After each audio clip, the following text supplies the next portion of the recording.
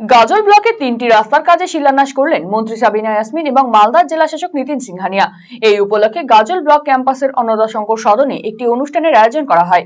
এই কাজের জন্য প্রায় 5 কোটি টাকা বরাদ্দ করা হয়েছে। উপস্থিত ছিলেন গাজলের বিডিও সুদীপ্ত বিশ্বাস, জয়েন্ট বিডিও সুব্রত শ্যামল, গাজল পঞ্চায়েত সমিতির সভাপতি মোজাম্মেল হোসেন সহ অন্যান্যরা।